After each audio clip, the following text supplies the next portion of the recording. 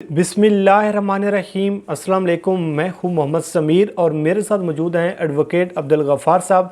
उनसे हम जानने की कोशिश करेंगे कि एक जानिब तो शरीफ ख़ानदान के लिए एक बहुत बड़ी मुश्किल और एक बहुत बड़ा इम्तिहान कि नवाज़ शरीफ की जायदादों की नीलामी का सिलसिला शुरू होने जा रहा है और दूसरी जानिब राना सनाउल्लाह के ख़िलाफ़ एक नैब का रेफरेंस भी तैयार हो चुका है।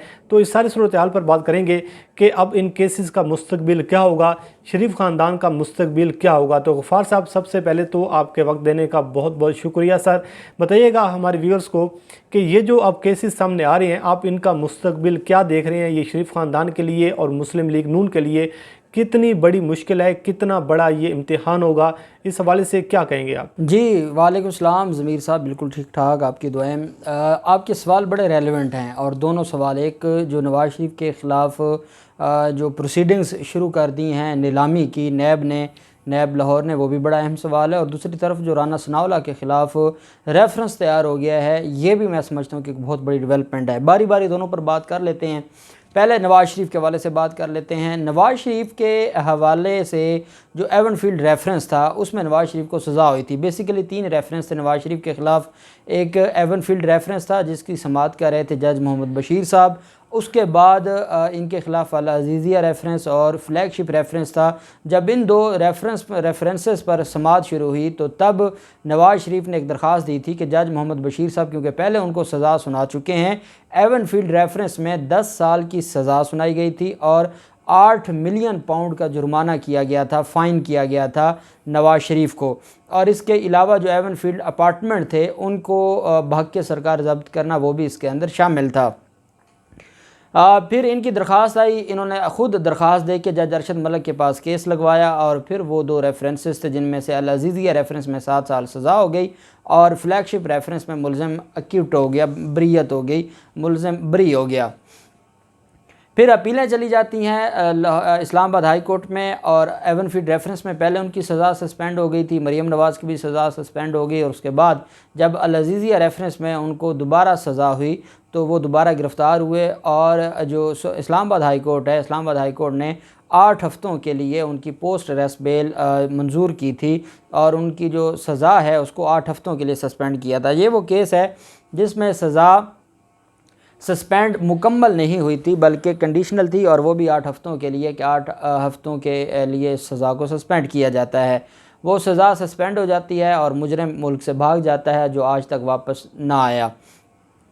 अपीलें फ़ाइल होती हैं। अपीलों में जो नवाज़ शरीफ की अपीलें थी उस पर नवाज़ शरीफ के बारे में जब इस्लामाबाद हाई कोर्ट में ये बात सामने आती है कि 8 हफ़्तों के बाद ना मुजरिम वापस आया, ना ही मुजरिम ने पंजाब हुकूमत को कोई दरख्वास्त दी है और ना ही उनकी कोई ज़मानत में तोसी हुई है, तो मुजरिम को नोटिस जारी किया गया। नोटिसों पे जब मुजरिम ना आया फिर उसके बाद उनके ख़िलाफ़ इश्तिहार अखबार किया गया और इश्तिहार अखबार के बाद उसको इश्तिहारी डिक्लेयर कर दिया गया और उनकी अपीलें ख़ारिज कर दी गई, क्योंकि मुजरिम की अदम हाज़िरी में या अदम मौजूदगी में अपीलें नहीं सुनने को तैयार थी। इस्लामाबाद हाई कोर्ट अपीलें ख़ारिज कर दी।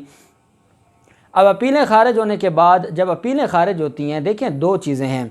एक तो ये है कि जब अपील दायर की जाती है तो अपील क्योंकि ट्रायल ही का आगे उसको ट्रायल का ही हिस्सा समझा जाता है, इस वजह से अपील में जो सज़ा है वो सस्पेंड हो जाए तो उससे मुराद ये होता है कि जब तक अपील का फ़ैसला नहीं आता सज़ा को सस्पेंड रखा जाता है और जब अपील का फ़ैसला आ जाएगा, अगर तो मुजरिम की दरख्वास्त या अपील मंजूर हो जाएगी तो वैसे सज़ा ख़त्म हो जाएगी, अगर अपील ख़ारिज हो जाएगी तो फिर सज़ा जहां सस्पेंड हुई थी वहां से शुरू हो जाएगी।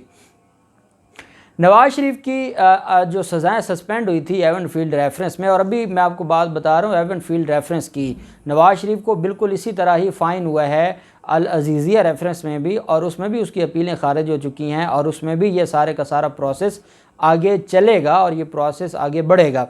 यही वजह है कि जब नवाज़ शरीफ के ख़िलाफ़ सारे का सारा मामला चलता है और नवाज़ शरीफ की अपीलें ख़ारिज हो जाती हैं, जब अपीलें ख़ारिज हुई तो जो जज मोहम्मद बशीर साहब का एवनफील्ड रेफरेंस में उनकी जजमेंट थी, सज़ा की जजमेंट जो थी वो इंटैक्ट हो जाती है, वो बहाल हो जाती है। अपील जो थी या सस्पेंशन थी वो ख़त्म हो जाती है। तो जब वो बहाल होती है तो बहाली के बाद फिर जो मुजरिम की गिरफ़्तारी के हवाले से सज़ा तब शुरू होगी, क्योंकि वो इश्तिहारी है, जब वो वापस आएगा पकड़ा जाएगा तो उसकी सज़ा शुरू हो जाएगी।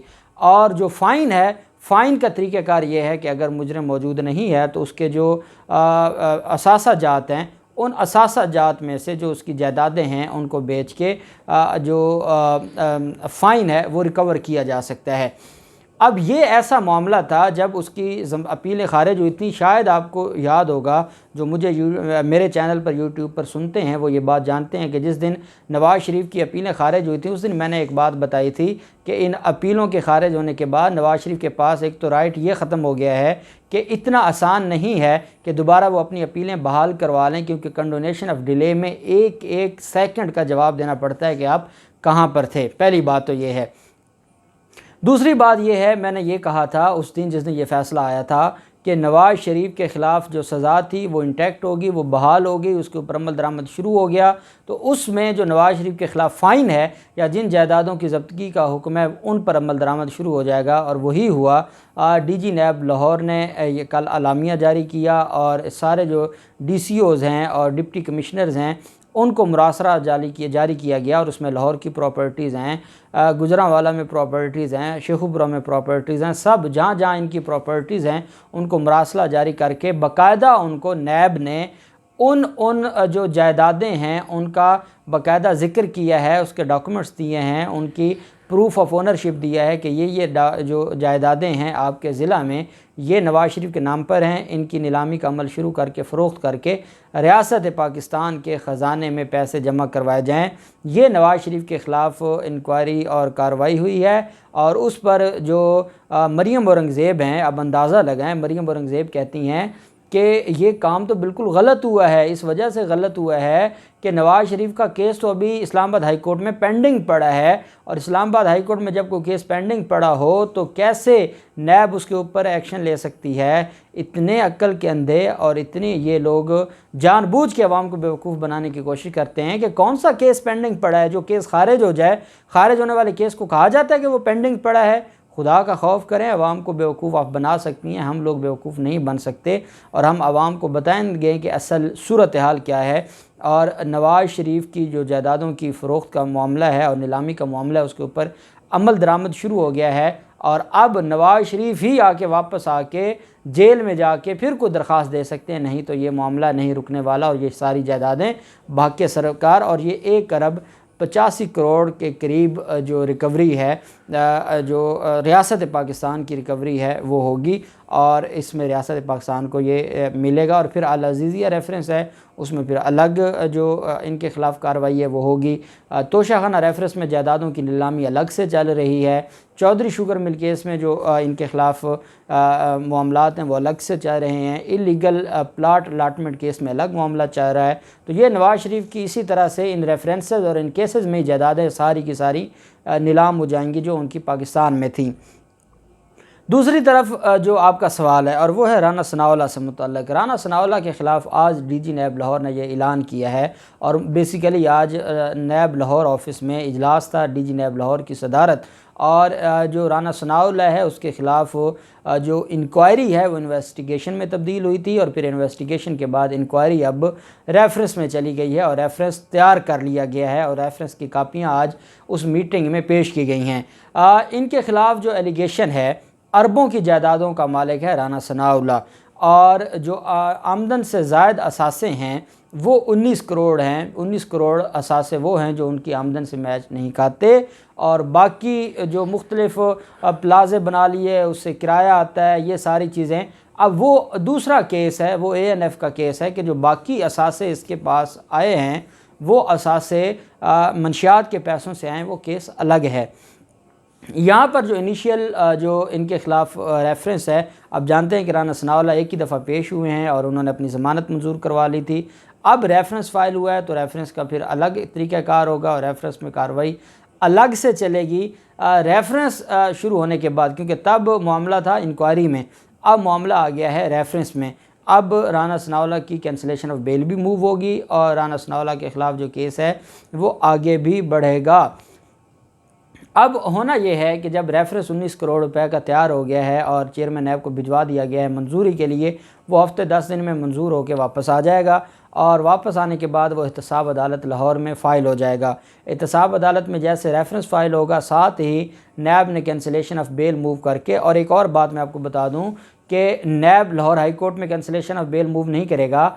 नैब की जो cancellation of bail already supreme court में पेंडिंग पड़ी है। राना सनाउल्लाह की ज़मानत के ख़िलाफ़ नैब पहले ही सुप्रीम कोर्ट गया हुआ है, उसमें दरख्वास्त दे के अपनी जो दरख्वास्त है कैंसिलेशन ऑफ बेल की उसको अमेंड करवाएगा, और अमेंड करवा के उसमें बताएगा जनाब कि जब इनकी ज़मानत हुई थी तब मुल्ज़िम जो है वो इंक्वायरी स्टेज पर केस था, फिर इंक्वायरी से इन्वेस्टिगेशन में गया, और इन्वेस्टिगेशन के बाद जो केस है वो रेफरेंस में आ चुका है और रेफरेंस फ़ाइल हो गया। इस वजह से मुल्ज़िम की जो ज़मानत है वो गिरफ़्तार की जाए, जो ज़मानत अबूरी ज़मानत है वो ख़ारिज की जाए, और हमें इजाज़त दी जाए कि हम मुल्ज़िम को गिरफ़्तार करें, और उसके बाद फिर राना सनाउल्लाह के ख़िलाफ़ ये केस भी आगे चलेगा। और आप जानते हैं कि जावेद लतीफ़ के ख़िलाफ़ भी रेफरेंस की तैयारी शुरू हो गई है, बरजीज़ ताहिर के ख़िलाफ़ भी रेफरेंस की तैयारी शुरू हो गई है। और मुझे ये लगता है कि जब ये जिस मुकाम पे पहुँचेंगे, जब इलेक्शन होगा और इलेक्शन से चंद महीने पहले तक इनके ख़िलाफ़ जो रेफरेंस है वो अपने मंतकी अंजाम तक पहुँच जाएंगे, और जब रेफरेंस मंतकी अंजाम तक पहुँचेंगे तो फिर इनका जो केस है वो ऑटोमेटिकली इनको सज़ाएँ होंगी और ये जेलों में होंगे, और फिर इनकी जगह ये जेलों में बैठ के इलेक्शन लड़ेंगे और धांधलियाँ करेंगे, बाहर नहीं होंगे। अब देखते हैं कि जो राना सनाउल्लाह के ख़िलाफ़ रेफरेंस है ये अगले हफ़्ते में मंजूर होकर आ जाता है या एक हफ़्ता और लग जाएगा, तो उसके ऊपर फिर हम बात करेंगे।